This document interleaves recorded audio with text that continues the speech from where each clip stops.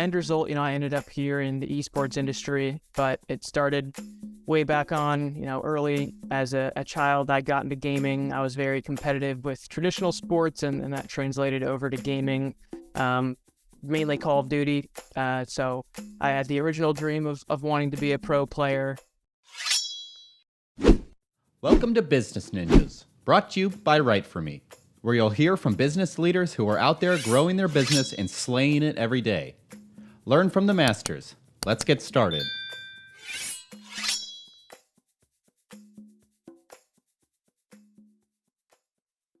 Thanks for joining us today on Business Ninjas. We're excited to have you on the show. Appreciate your time and stopping by. I appreciate you guys having me on. I'm excited to get into it. Right on. All right, well, let's knock out the basics first. Why don't you let everybody know your full name, your role in the company, the name of the company, the website. Yep. So my name is James Bevins. I go by Ritzy in kind of the world of gaming, which is the industry that I work in. I work for a company called eFuse, and I'm our director of social currently. So we'll get into that a little bit further, I'm sure soon, but that's kind of the high level overview. Cool. And what's the company headquarters? Where are you guys based? So the headquarters is here in Columbus, Ohio, which is where I live. We have a decent amount of employees that live here in Columbus, but overall we're pretty remote based. We do have employees from kind of all across the globe. Nice. Right on. All right. And maybe you can give us a little bit of background around what your kind of career arc has been to bring you to the present opportunity. Yeah. So the end result, I ended up here in the esports industry, but it started way back on, early as a child. I got into gaming. I was very competitive with traditional sports, and that translated over to gaming, mainly Call of Duty. So I had the original dream of wanting to be a pro player. Soon realized I wasn't that good, but I kind of continued down that path of esports and gaming. It wasn't until high school I became more interested in the business side, kind of trying to think of what I want to do in college. So that's where I merged the two, and I started my own gaming org at 16 years old. I didn't have any money or anything, so I wouldn't really call it anything official, but at the time I was able to get us a few sponsors, and I just started to learn the ropes of actually, what it takes to start a business, what it takes to run social and build community and content strategy, partnerships. Basically, all of that goes into creating an organization in the space. So that was my first little taste of that. Fast forward a couple years, I'm in Ohio State. So going to Ohio State Fisher College of Business, got my bachelor's in business administration with a specialization in marketing.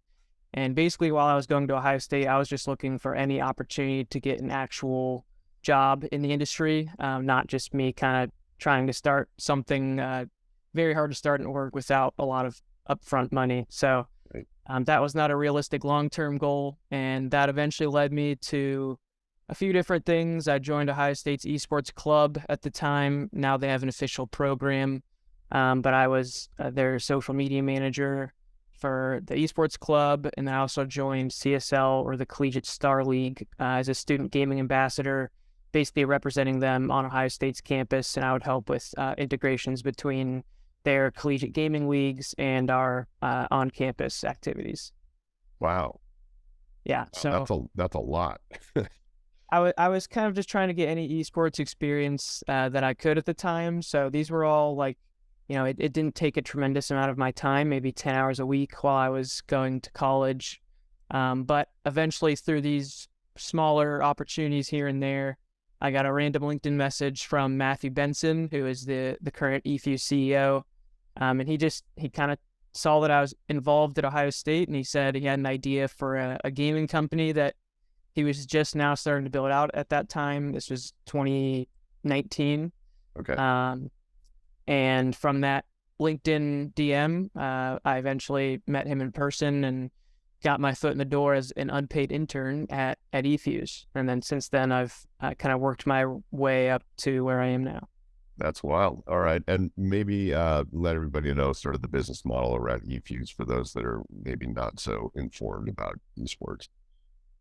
Yeah. So eFuse, I think of it as a tech company servicing the esports and gaming industry, because we have a few products underneath what I call like the eFuse umbrella.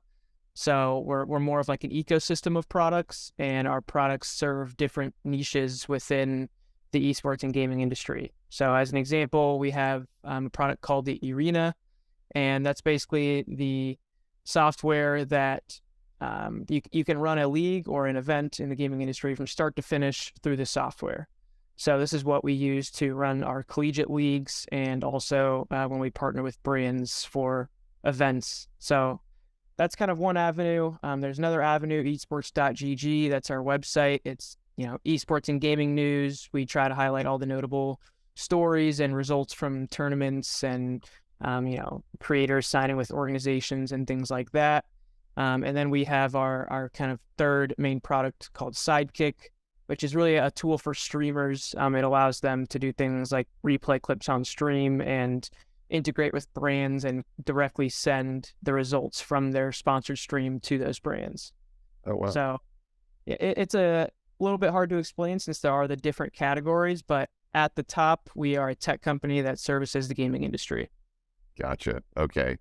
And then, I'm kind of curious to know what the arc of the company has been. So you were, founded roughly 2019. I'm sure there was an original vision for the company. And then as you started to scale up, it sounds like you built additional services on. So what's that journey been like? Yeah, so we definitely have gone through some pivots, and I was fortunate enough to be the fifth employee. That was in 2019 is when I joined, late 2019. We launched in January of 2020, and now we are sitting at around 100 employees. Wow. So yeah, we've quickly scaled from 5 to 100 employees here in just a few years, and this is I was fresh out of college, so this is my first big opportunity. So I've learned a tremendous amount just being a part of a startup and how fast we've grown. But we were originally really, we explained ourselves as the LinkedIn for gamers, is what the original platform was built for. And since then, we've definitely pivoted to take more of a multifaceted approach at different problems that we've identified in the industry. So we're building, software and automation solutions to directly solve those problems, and it's mainly for publishers and brands at this point. So very early on, we were more like consumer focused, providing opportunities and jobs and scholarships to the industry and providing a networking platform for people. But through the years and through different pivots that we've made, we now are this ecosystem of products that is a little bit more B2B focused than B2C, although there is still some B2C there, which I will probably get into later on. Yeah, interesting. Okay. And then so you launched like right on the edge of the COVID era. So what was that experience like? I mean, all of a sudden everybody is going to be spending more time online anyway. So from that standpoint, your timing's good, but that's also in the middle of like this giant shift in sort of the mindset of most people. So what was that journey like? Yeah, honestly, I mean, net overall, we definitely benefited from the COVID era. I know it's a very, hard time for a lot of people, but, everyone was at home and they turned to video games, and, the video game industry certainly grew during that time period, and that just allowed for more eyeballs to be on what we're building, since that's kind of the audience that we're servicing. So for us, we honestly saw an influx of brands looking to spend dollars in the industry very early on into COVID. Since then, and with the current status of the economy, I know that's shifted a little bit. I think there is still a lot of interest in this industry, and there's certainly a lot of eyeballs in the industry, but I know a lot of brands are cutting back just overall spend, and especially in this industry itself, esports specifically, there's been a lot of layoffs recently, endemic to the space. Interesting. Okay. It sounds like the pendulum swinging around like it is in different parts of the tech world. So that's kind of the same trend we see elsewhere. I wonder, when you think through, so you've got various different almost customer personas that you're servicing. So what's the kind of the sweet spot for each of them without kind of going too far into the weeds? Like, you've got the B2B portions and the B2C portions. What's the ideal look for somebody that you guys engage with? Yeah, it's a good question. I would say, so taking a look at the industry more broadly, a lot of the power to say, I'm not sure if that's the best word to use there, but a lot of the power is kind of in the hands of the publishers of video games. So that's your Activisions, your Epic Games, your Riot Games, Tencent, companies like that. Mm-hmm. Because they are the ones that make the games, and that's where all the eyeballs are, right? Like, all of these influencers have a lot of pull, but at the end of the day, they're streaming Call of Duty, they're streaming Fortnite. So if they want to run a tournament, then they kind of need that publisher's backing. So I know one of our biggest focuses has been on building that relationship with the publishers, and we do have a working relationship with Epic. We run a series called Women of the Arena, which are these women-only Fortnite tournaments. We actually have one coming up soon. We also run their collegiate Fortnite league, which has over 1,000 students that are all playing in colleges across the United States. They're playing this collegiate Fortnite league, and we're the group that's running the tournament behind the scenes through our platform. So that, I'd say that's our biggest opportunity, since that starts at the top. But if we're in good with the publishers, then that really helps us work with them to build out what the future of esports competition and tournaments and leagues could look like. Wow. Okay. That's interesting. And what are you doing now to kind of let folks know that you're out there? I'm sure you've got outreach programs across the various constituencies that you're trying to reach. So what's that look like? And is that, I'm guessing it's predominantly through social media. So where are you active? Which channels are you guys available in? Yeah, so the social piece is a little bit interesting as well. So as I mentioned, working with publishers, the end goal is trying to host these big tournaments and events. That's kind of our bread and butter.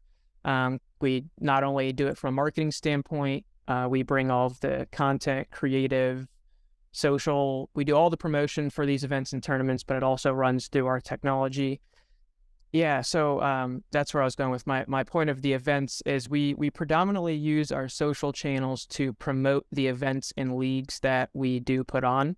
And like I mentioned, those are almost always in partnership with either a publisher or a brand, sometimes an influencer. But the more we promote the events and leagues that we run, the more impressions that we can drive, the more media value we can provide to potential partners. So that's what a lot of our social promotion looks like. It's not so much geared towards publishers, because there's only so many decision makers within those teams. It's more geared towards just the gaming audience, people that want to see their favorite streamers compete in these tournaments, people that want to compete in these tournaments themselves. So that's what a lot of our social outreach is. A lot of our relationship building with the publishers is more behind the scenes through our relationships and our partnerships team. We do put a little bit of a focus on that through our LinkedIn. I'd say that's the one platform that has a little bit more of a focus on reaching those publishers, because we will highlight stats like how many collegiate students play in our leagues, or how many impressions we drove through a certain activation with an influencer, or how many, what the result was of an event activation with a brand that enters into the space, things like that. Gotcha. Okay. All right. Well, thanks for coming by and letting us know what you've been up to in the last couple of years as you've grown the company. We're going to look forward to seeing where you take things in 2023, and I'm sure it's going to be just as exciting as it's been up until now. So thanks for coming by. We appreciate it. Of course, I appreciate you taking the time to run me through some questions. I always love getting to chat about eFuse. Right on. All right. Thank you.